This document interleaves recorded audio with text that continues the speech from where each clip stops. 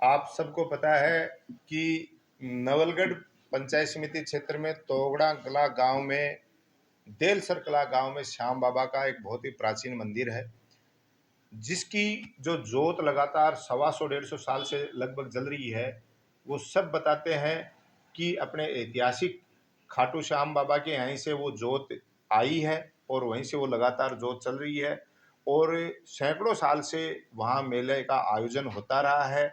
लेकिन पिछले कुछ सालों से उस मेले को बड़ा रूप देने के बाद, भव्य रूप देने के बाद, क्योंकि आप सबको पता है कि 11 पे और होली से पहले वहाँ हर साल मेला भरता है और होली वाले दिन और होली के पहले दिन वहीं हमारा पवित्र स्थान नेत दादा का भी है, जो आसपास के ग्रामीण लोगों की बड़ी आस्था का केंद्र है। तो श्याम बाबा का और नेत दादा का पवित्र स्थान होने की वजह से जो मेला श्याम बाबा मंदिर परिसर में बढ़ता था, जगह कम पड़ने की वजह से आज दोनों मंदिरों का जहाँ सेंटर है वहाँ पे पिछले सालों से ये मेले का आयोजन होने लग गया।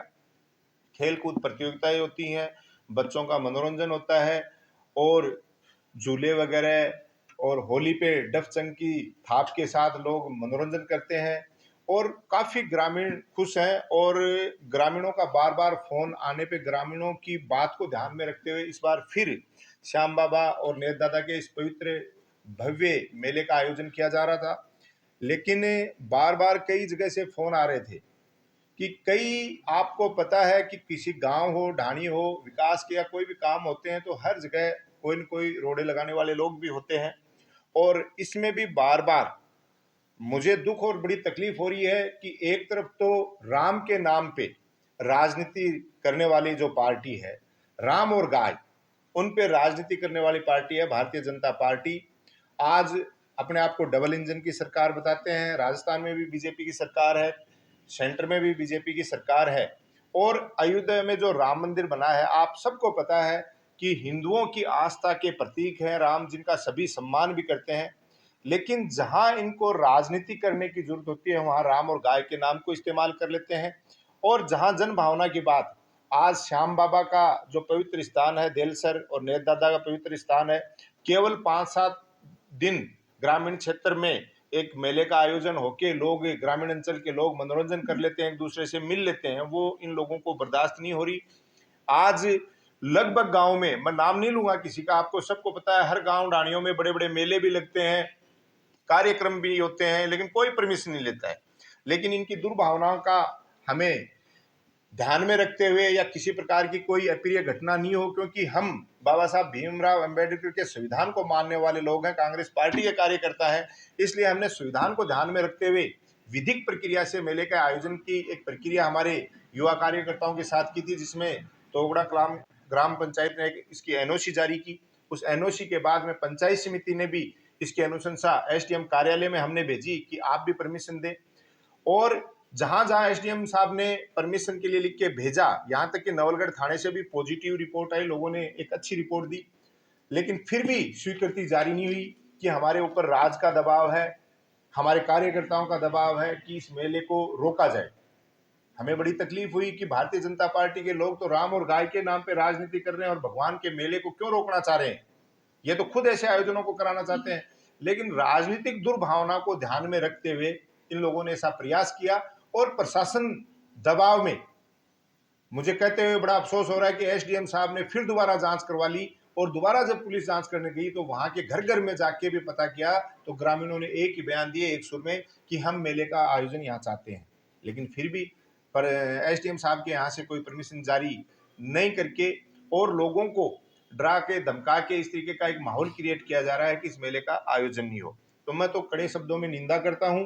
और मेले का आयोजन ये किसी एक व्यक्ति विशेष के लिए नहीं होता है।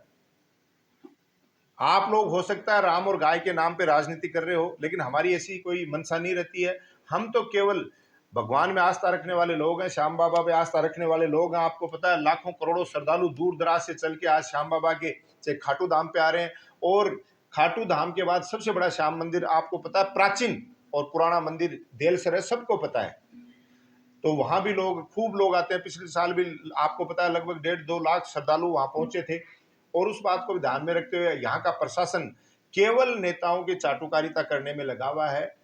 इस बात पे ध्यान नहीं दे रहा कि मेले का आयोजन तो जनता द्वारा होना है, मेला जनता द्वारा भरा जाता है और वो चीज़ें आपके रोकने से रुकने वाली नहीं है।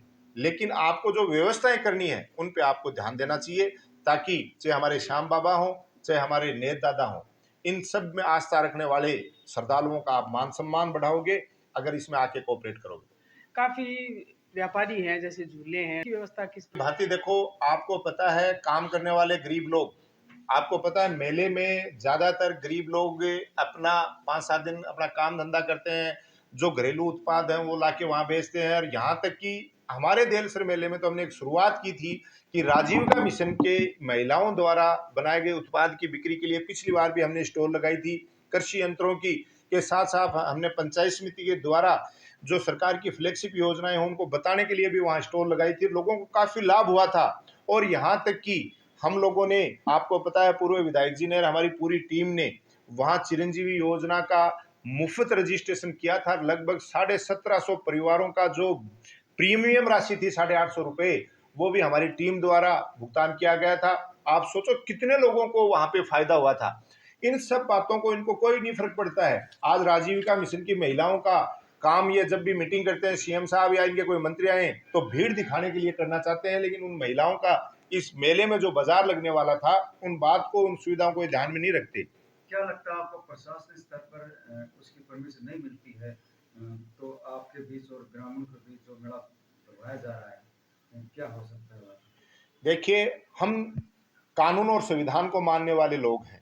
हम नहीं चाहते कि एक छोटी सी बात पे प्रशासन और ग्रामीणों के बीच कोई भी प्रकार का कोई टकराव हो, क्योंकि स्थितियां, ये लोग तो चाहते हैं लड़ाई झगड़ा, भाई को भाई से लड़ाना, इनकी प्रवृत्ति रही है। लेकिन हम लोग शांति और अहिंसा के पुजारी हैं। हम चाहते हैं शांतिपूर्ण तरीके से, जनता सदियों से आ रही है, वहां सैकड़ों सालों से आ रही है, अभी भी आएगी। और हो सकता है किसी गरीब आदमी को जो अपना छोटा मोटा ठेला, अपना झूला या अपना व्यापार जो प्रॉपर वे में कर सकता है सुविधाओं के साथ, प्रशासन की साथ मिला के, हो सकता है उसमें छोटी मोटी अड़चने आए जो आम ग्रामीण जनता के सहयोग से दूर करने का प्रयास करेंगे। लेकिन इनका दोगलापन, इनकी दुर्भावना इस बात से साफ झलक रही है कि ये लोग केवल धर्म के नाम पे राजनीति करना चाहते हैं। ये लोग वास्तविक रूप से धार्मिक हैं ही नहीं। ये लोग मतलब पुलिस जाब्ता अपने पास पर्याप्त नहीं रहेगा तो वहाँ लगाएं या यहाँ लगाएं, क्योंकि बहुत बड़ी संख्या में यदि ये लोग इकट्ठे होते हैं तो अपना ये दायित्व बनता है कि भाई उनको कानून व्यवस्था की स्थिति बनाए रखने के लिए पुलिस जाब्ता लगाएं।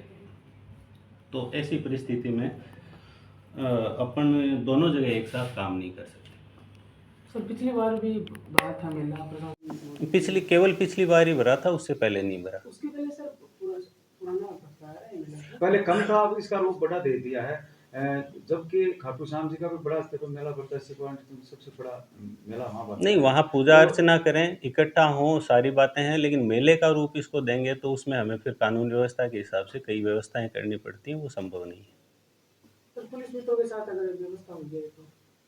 पुलिस मित्रों के साथ नहीं, पुलिस का खुद का एंगेजमेंट रखना ज़रूरी है, फिर प्रशासन का एंगेजमेंट रखना ज़रूरी है, और इस समय हम दोनों को स्पेयर नहीं कर सकते क्योंकि हमारे यहाँ बहुत बड़ा आयोजन होना है।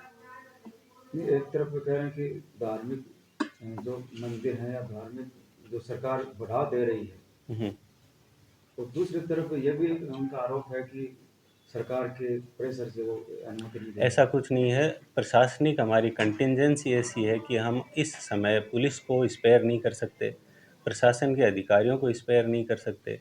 तो जब हम स्पेयर नहीं कर सकते तो लोगों की सुरक्षा के लिए हम जब व्यवस्था नहीं कर सकते तो हम मेले की अनुमति किस बेसिस पर दें? ये है सबसे बड़ी समस्या। प्रधान जी ने क्या क्या किस किस का कार्य के लिए वो स्वीकृति मांगी है मेले की? वहाँ झूले वगैरह हैं या व्यापार? नहीं, ऐसा स्पेसिफिक उन्होंने ना तो समय दिया है अपनी उसमें कि कब से कब तक चाहिए, आयोजन करता कौन होगा, कितने लोग इकट्ठा होंगे, जो एक अनुमति के लिए बेसिक चीज़ें हैं वो भी उसमें मेंशन नहीं है। सर आपने 2 बार पुलिस जांच भी करवाई बताते हैं, तो पुलिस जांच में क्या है सामने? पुलिस जांच में तो उन्होंने लिखा है कि अनुमति दी जा सकती है। तो अब आगे की क्या रहेगी कि अनुमति हमारे मिलेगी जो नहीं रेवेन्यू मिलेगी? स्टाफ से उन्होंने ज़रूर इसमें थोड़ी शंका व्यक्त की है।